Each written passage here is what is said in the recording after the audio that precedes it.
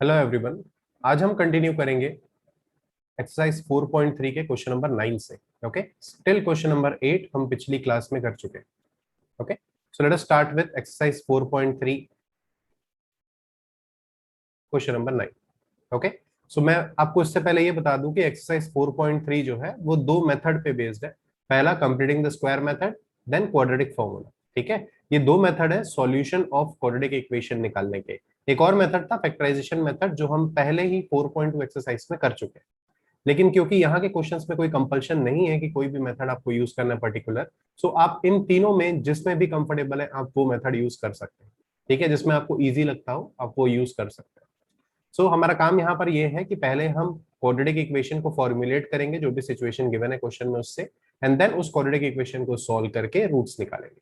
ठीक है, सो देखते हैं question number 9। It says two water taps together can fill a tank in 9 3/8 hours. The tap of larger diameter takes 10 hours less than the smaller one to fill the tank separately. Find the time in which each tap can separately fill the tank. So इस question को solve करने से पहले मैं आपको एक concept है छोटा सा वो बताना चाहता हूं, ताकि ये क्वेश्चन आपको इजीली समझ आ जाए। Okay, now let us consider हमारे पास एक बकेट है। अब ये बकेट जो है ये 2 घंटे में ये पूरा भर जाता है। अगर आप एक टैप ऑन करते हो सो 2 घंटे में ये पूरा बकेट फिल हो जाता है। सो 1 घंटे में, अगर मैं बोल रहा हूँ 2 घंटे में पूरा फिल होता है, सो 1 घंटे में कितना फिल होगा? 1 घंटे में ये हाफ फिल होगा, एंड देन सेकेंड घंटे में जो दूसरा आवर है उसमें ये बाकी हाफ फिल होगा, तो ये बकेट पूरा फिल हो जाएगा। ओके, सो अगर 2 घंटे लग रहे हैं टोटल बकेट को फिल होने में, सो 1 घंटे में 1/2 पार्ट फिल होगा। वैसे ही सपोज इस बकेट को अगर आप अगेन एक टैप ओपन करते हैं, सो ये टैप इस बकेट को 3 घंटे में पूरा भरता है। 3 आवर्स लगते हैं इस बकेट को पूरा फुल होने में। सो 1 घंटे में फर्स्ट आवर में ये कितना 1/3 पार्ट भरेगा, सेकेंड आवर में ये 1/3 पार्ट भरेगा, और देन थर्ड आवर में 1/3 पार्ट भरेगा। सो अगर 3 आवर्स लग रहे हैं उसको कंप्लीट करने में, so 1/3 in 1 hour, then again 1/3 in second hour, and again 1/3 in third hour, तब जाके वो बकेट फुल होगा। तो अगर इस कंसेप्ट को हम थोड़ा जनरलाइज करें, तो हम क्या बोल सकते हैं कि अगर कोई टैप ओपन किया जाए और एक बकेट को फिल होने में x आवर्स अगर लगते हैं, सो 1 आवर में वो कितना पार्ट फिल करेगा? 1/x पार्ट फिल करेगा। ये हम जनरलाइज वे में बोल सकते हैं। सेम कंसेप्ट आपने पढ़ा था टाइम एंड वर्क में। अगर x डेज लग रहा है किसी काम को कंप्लीट होने में, सो 1 डे में 1/x काम कंप्लीट हो रहा होगा। ठीक है, सो यही कंसेप्ट का हम यूज करेंगे इस पर्टिकुलर क्वेश्चन में। ठीक है, अब थोड़ा क्वेश्चन को समझते हैं। क्वेश्चन में दिया हुआ है कि दो वाटर टैप्स हैं, ओके, और एक स्मॉलर डायमीटर वाला है, एक लार्जर डायमीटर वाला है। अब बोल रहा है कि स्मॉलर डायमीटर को अगर x आवर्स लगता है for example, so larger diameter जो है वो 10 घंटा कम लेने वाला है। और अगर आप दोनों टैप्स को एक साथ ओपन कर देते हैं, सो वो 9 3/8 आवर्स में वो बकेट को कंप्लीटली फिल कर देंगे। अगर इस पर्टिकुलर सिचुएशन को मैं डायग्रामेटिकली रिप्रेजेंट करूं, सो हमारे पास एक बकेट है जो 9 3/8 आवर्स में कंप्लीटली फिल हो जाता है। 9 3/8 मींस ये आ जाएगा 75/8 आवर्स इन फ्रैक्शन। ओके, इतने आवर्स में ये कंप्लीटली फिल हो जा रहा है। कब? जब हमारे पास दो टैप है, एक स्मॉलर डायमीटर एक लार्जर डायमीटर। अगर स्मॉलर डायमीटर वाला जो टैप है वो x आवर्स लेता है अकेले, अगर उसको चालू करते हैं तो जो लार्जर डायमीटर वाला है वो 10 घंटे कम लेगा, x-10 आवर्स। नाउ ये जो टाइम दिया हुआ है ये सेपरेटली दिया है, मींस हम दोनों टैप एक साथ ओपन नहीं कर रहे। अगर केवल स्मॉलर डायमीटर वाला टैप ओपन करेंगे सो x घंटे में ये बकेट भरेगा, और अगर केवल लार्जर डायमीटर वाला करेंगे तो x-10 आवर्स में ये बकेट फिल हो जाएगा। मगर ये जो सिचुएशन है 9 3/8 आवर्स, ये तब की है जब दोनों टैप एक साथ ओपन हो रहे हैं। ठीक है, अगर x आवर्स में कंप्लीटली ये बकेट को फिल कर लेता है, सो 1 आवर में कितना? 1 आवर में ये कितना 1/x पार्ट फिल करेगा। अगर x-10 आवर्स में ये बड़ा वाला डायमीटर का जो वाटर टैप है, ये अगर 1x-10 आवर्स में कंप्लीटली फिल करता है, सो 1 आवर में ये 1/x-10 फिल करेगा, इतना पार्ट फिल करेगा। अगर मैं दोनों को एक साथ ओपन कर दूं, सो ये दोनों मिलके इतना पार्ट फिल करेंगे। और अगर 75/8 आवर्स में ये कंप्लीटली फिल हो जाता है, सो 1 आवर में कितना फिल होगा? 1/75/8, या फिर इसको लिख सकते हैं 8/75, इतना पार्ट फिल होगा 1 आवर में। बस हमें रेसिप्रोकल करना होता है। ठीक है, नाउ अगर इस सिचुएशन को हम इक्वेशन में डालेंगे, सो इट बिकम्स, अगर ये दोनों टैप एक साथ ओपन हो जाते हैं, सो 1 घंटे में ये 8/75 पार्ट फिल कर पाएंगे। ठीक है, ये एक सिचुएशन हमारे पास जो थी उसको हमने इक्वेशन में कन्वर्ट किया। अब इस इक्वेशन को और सॉल्व करके हम इसे क्वाड्रेटिक इक्वेशन में कन्वर्ट करेंगे। एलसीएम क्या हो जाएगा इसका, x-10, सिर्फ मल्टीप्लाई कर लेना है जो भी डिनोमिनेटर में है, और cross multiply, that is x-10 plus x is equal to 8/75। Okay, so ऊपर आ जाएगा x plus x, that is 2x-10 divided by x square minus 10x is equal to 8/75। अब यहां से अगर आप 2 कॉमन निकालते हैं न्यूमरेटर से, तो ये कैंसिल हो जाएगा 5 टाइम्स और ये कैंसिल हो जाएगा 4 टाइम्स। अब आपको बस क्रॉस मल्टीप्लाई कर लेना है। क्रॉस मल्टीप्लाई जब आप करेंगे, सो आपको मिल जाएगा 4x² minus 40x is equal to 75x minus 75 into 5 कितना आ जाएगा, दैट विल बी 375। सारे टर्म्स को आप लेफ्ट हैंड साइड शिफ्ट कर लीजिए, so it will be 4x² minus 40x minus 75x plus 375 is equal to 0। Minus 40x minus 75x हमें यहां पर मिल जाएगा 4x² minus 115x plus 375 is equal to 0। ये हमारे पास एक क्वाड्रेटिक इक्वेशन आ गई। अब आप इस क्वाड्रेटिक इक्वेशन को सॉल्व कर सकते हैं किसी भी मेथड से। Okay, either factorisation, completing the square, quadratic formula, जो मेथड आपको कन्वीनियंट लगता है आप वो यूज कर सकते हैं। मैं यहाँ पे फैक्टराइजेशन मेथड यूज कर रहा हूँ। सो फैक्टराइजेशन के लिए हमें रूट्स निकालने होंगे। सो 4 इंटू 375, ये हमारे पास a इंटू सी कर लिया हमने। अगर आप इसको कंपेयर करेंगे स्टैंडर्ड फॉर्म से, तो आपको ए बी सी की वैल्यू मिल जाएगी, जिसमें आपको a इंटू सी करना होता है, फिर उसके 2 फैक्टर्स निकालने होते हैं जिनको ऐड करके आप b ला सकते हैं। इसे हम सॉल्व कर लेते हैं। सो 375 हो जाएगा 25 इंटू 15, इसको अगर हम ब्रेक करते हैं तो अब यहां से आपको इजिली मिल जाएगा फैक्टर्स। सो 25 इंटू 4 करेंगे तो 100 आ जाएगा, और दूसरा हो जाएगा 15। सो 100 और 15 को ऐड करके आप 115 ला सकते हैं। ओके, लेकिन क्योंकि माइनस 115 लाना है, सो दोनों में आप नेगेटिव साइन लगा दीजिए। सो अगर आप मिडिल टर्म को स्प्लिट करते हैं तो 4x² minus 100x minus 15x plus 375 is equal to 0। Next आप 4x कॉमन ले लीजिए फर्स्ट 2 टर्म से, सो आपके पास बचेगा x minus 25। Again next 2 term से आप माइनस 15 कॉमन ले लीजिए, आपके पास बचेगा x माइनस 25। ध्यान रहे जो इस ब्रैकेट में है वही इस ब्रैकेट में भी होना चाहिए, ताकि आप नेक्स्ट टर्म में उसे फिर से कॉमन ले सके, x माइनस 25, और आपके पास यहाँ बचेगा 4x minus 15 is equal to 0। अब ये जो 2 फैक्टर मिले हैं आपको क्वाड्रेटिक इक्वेशन के, इसको आपको 0 से इक्वेट कर देना है। So x minus 25 is equal to 0। So यहाँ से x इज इक्वल टू 25 मिल जाएगा आपको एक value. Second is x is equal to 15/4 आपको वैल्यू मिल जाएगी। सो इसको जब आप सॉल्व करेंगे, so that will be 3.75। Okay, so एक वैल्यू आपको मिल रही है 15 और दूसरी वैल्यू मिल रही है आपको 3.75। अब दोनों ही पॉजिटिव वैल्यू है, दोनों ही आवर्स में है, तो दोनों पॉसिबल है। तो हम किसी एक को नेग्लेक्ट कैसे कर सकते हैं, यहां पे थोड़ा समझना पड़ेगा। अगर x आवर्स, जो x निकला वो क्या था, that is the time taken by the smaller diameter tap, और लार्जर डायमीटर का क्या था, x माइनस 10। अगर हम x is equal to 25 hours consider करते हैं, मींस स्मॉलर डायमीटर वाला टैप अगर आप ओपन करते हो तो 25 आवर्स में ये बकेट फिल हो जाता है। तो लार्जर डायमीटर कितना टाइम लेगा, that is x minus 10, this is the time taken by the larger diameter वाला water tap. So that will be 25 minus 10 is equal to 15 hours. Perfect, 15 hours हो सकता है डेफिनेटली, 10 आवर्स कम लेगा।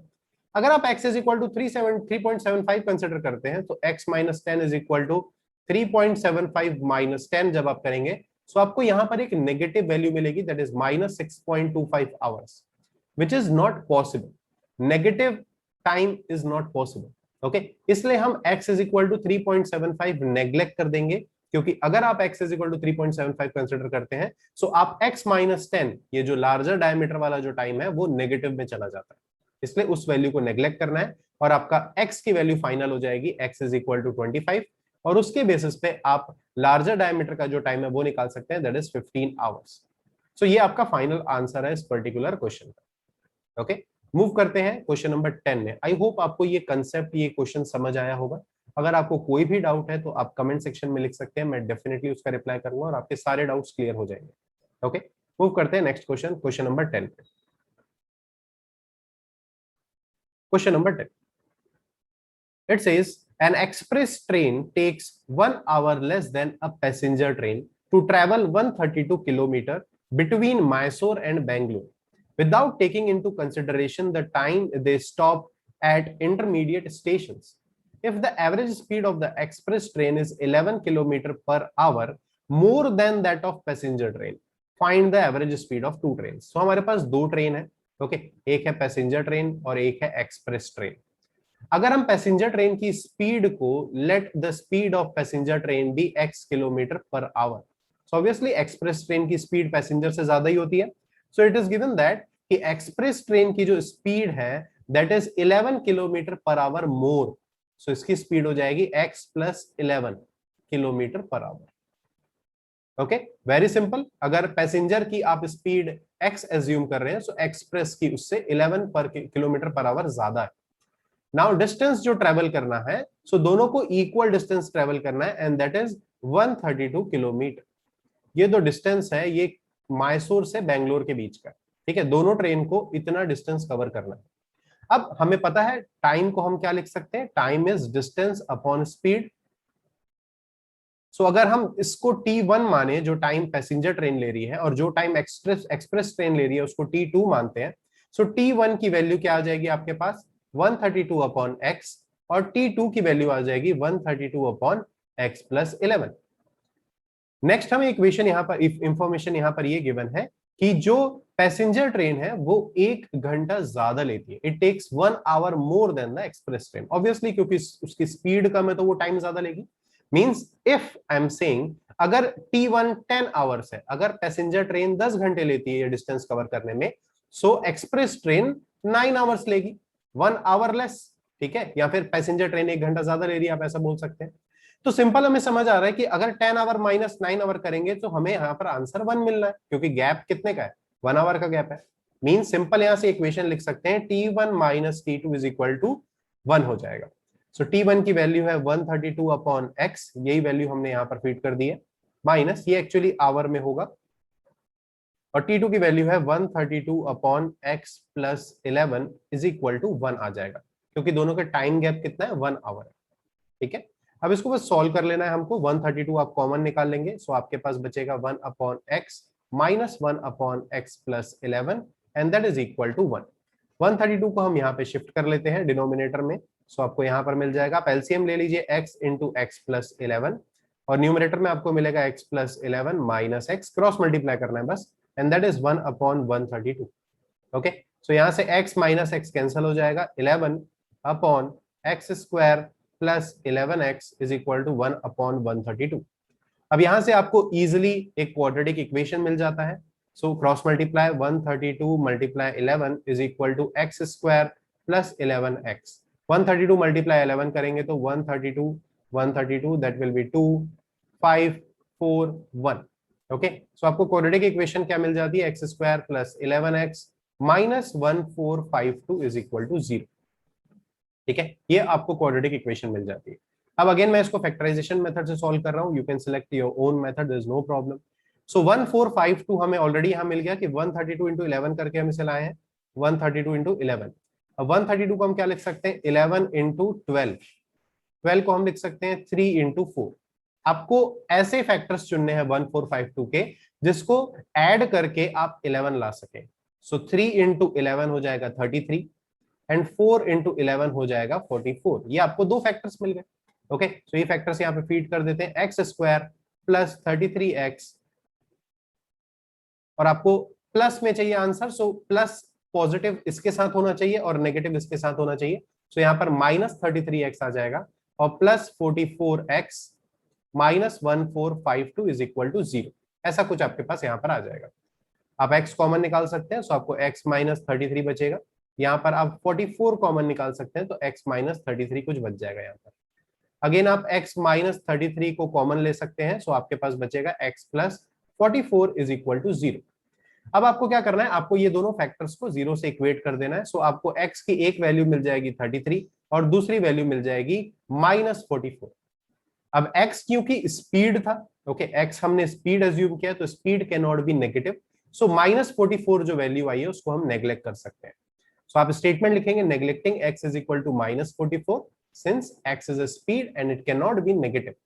सो आपके पास answer आ गया x is equal to 33 kilometre per our.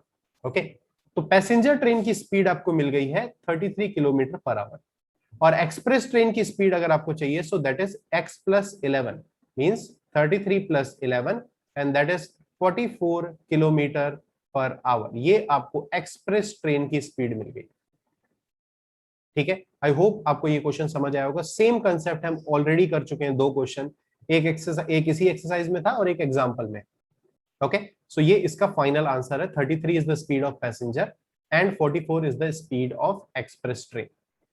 We are left with the last question of this exercise, question number 11. Question number 11 says sum of the areas of two squares is 468 meter square. दो square है। Okay, सो हम पहले वो दो square बना लेते हैं। एक x है, एक की साइड हम x मान लेते हैं, एक की साइड हम y मान लेते हैं। ओके, क्योंकि यहाँ पर दिया हुआ है 468 मीटर स्क्वायर, सो हम x metre and y metre मान लेंगे। यूनिट लिखना बहुत ही ज्यादा जरूरी है। ओके, नाउ इट सेज कि इनके जो एरिया का डिफरेंस है, तो इसका एरिया क्या हो जाएगा एक्स स्क्वायर और इसका एरिया हो जाएगा वाई स्क्वायर। ऑब्वियसली क्योंकि एक्स बड़ा दिख रहा है, यहाँ पर बड़ा स्क्वायर है, सो ऑब्वियसली यहाँ पर x is greater than y. Sum of the area of two square, दोनों के एरिया का जो सम है and that is given as 468 metre square. ये अकॉर्डिंग टू क्वेश्चन पहली कंडीशन हमें गिवन कि दोनों के एरिया, क्योंकि ये स्क्वायर है तो एरिया क्या हो जाता है साइड इंटू साइड। सो x और y अगर साइड है तो x स्क्वायर और y स्क्वायर आ जाएगा। ओके, नाउ दोनों के एरिया का सम जो है वो 468 मीटर स्क्वायर गिवन है हमें। नेक्स्ट सिचुएशन है if the difference of their perimeter, so perimeter क्या होता है 4x और यहाँ का पेरीमीटर हो जाएगा 4y, 4 इंटू साइड। ओके, सो दूसरा सिचुएशन है 4x minus 4y, difference in their perimeter is 24 metres. अब यहाँ पर 4x माइनस 4y क्यों लिखे? क्योंकि ऑब्वियसली x बड़ा है, x लेंथ जो है वो ज्यादा है y से, क्योंकि हमने यहाँ एज्यूम किया है ऐसा, इसलिए हम x को पहले लिख रहे हैं। अगर आपके अजम्पशन में अगर y अगर बड़ा है x के कंपेयर में, सो आप 4y माइनस 4x लिखेंगे। ठीक है, इसको अगर आप फर्दर सॉल्व करें, 4 से डिवाइड करें, so x minus y is equal to 6 आ जाएगा। यहाँ से x की वैल्यू निकालते हैं y के टर्म्स में, so x is equal to 6 plus y आ जाएगा। ये आपका इक्वेशन 2 हो जाएगा and this is your equation 1। अब x की वैल्यू इक्वेशन नंबर 2 से उठाकर बस इक्वेशन नंबर 1 में पुट करना है।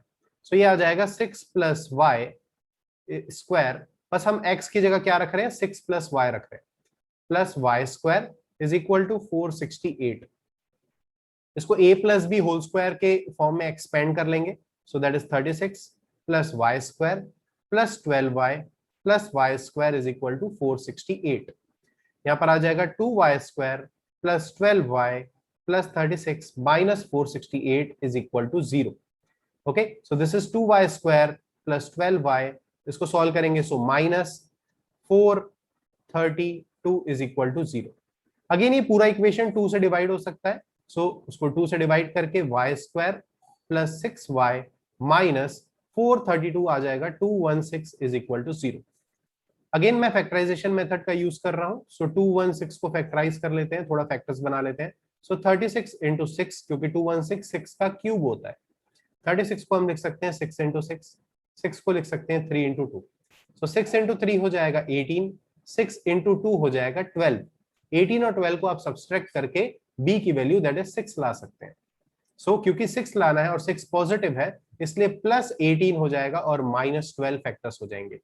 सो y square plus 18y minus 12y minus 216 is equal to 0। y common ले लेंगे, y प्लस 18 आ जाएगा, माइनस 12 कॉमन ले लेंगे, y प्लस 18 आ जाएगा, दैट इज इक्वल टू 0। ध्यान रहे दोनों ब्रैकेट्स में सेम टर्म्स होने चाहिए। y प्लस 18 सॉरी आप कॉमन निकाल सकते हैं, आपके पास दूसरे ब्रैकेट में y माइनस 12 बचेगा and that is equal to 0। Again दोनों फैक्टर्स को आप 0 से इक्वेट कर लेंगे, सो y की आपको दो वैल्यू मिल जाएगी, one is 18 sorry minus 18 and second is 12। Obviously क्योंकि y लेंथ है, it is the side of a square, so negative value हम कंसिडर नहीं कर सकते। So y is equal to minus 18 यहाँ पर कैंसिल हो जाएगा, सो फाइनल आपका आंसर आ जाएगा y is equal to 12। Okay, so जो ये स्क्वायर था इसका साइड कितना है 12 मीटर है। आपको x की लेंथ भी निकालनी है, सो इस इक्वेशन से, इक्वेशन नंबर 2 से, अब y की ये वैल्यू आप इक्वेशन नंबर 2 में पुट कर दीजिए, आपको x की वैल्यू मिल जाएगी, that is 6 + 12 which is 18 metre. Okay, so x आ गया 18 metre. So side of a bigger square is 18 metre and side of a smaller square is 12 metre. ये आपका फाइनल आंसर है।